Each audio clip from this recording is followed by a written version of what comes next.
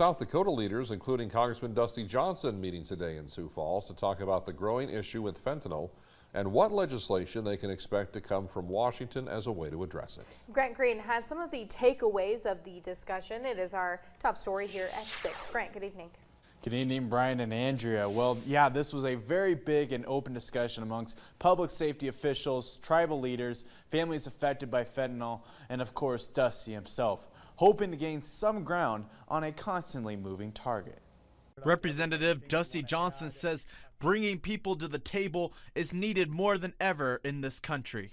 Clearly, talking about the problem is important, but we wanted to come away with an action plan, which we did. I mean, in this room this afternoon, we built a 9-step action plan to address all aspects of this. And it was amazing. People from the crowd were offering some valuable thoughts. We need action. Some of the actions discussed include continuing pressure on both the northern and southern borders, enhancing the high-intensity drug trafficking areas program that assists state and local agencies to address drug threats, and of course, ramping up prevention education, especially amongst kids and teenagers. How do we support kids and families? Like, how do we make sure that kids have positive influence and resources? Family has information that they need on how to help their kids. Families are supported maybe if they're struggling, so that they can really work and create an environment where kids understand the dangers that they're dealing with. Angela Kenneke says education is needed for kids of all ages.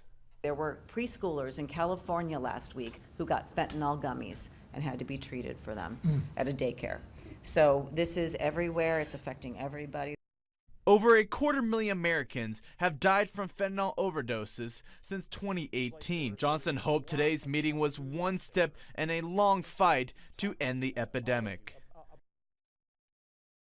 And Representative Johnson announced that he is sponsoring a bill called the Joint Task Force to Counter Illicit Synthetic Narcotics Act of 2025, aimed on continuing these discussions and potentially recommending sanctions on the Chinese Communist Party.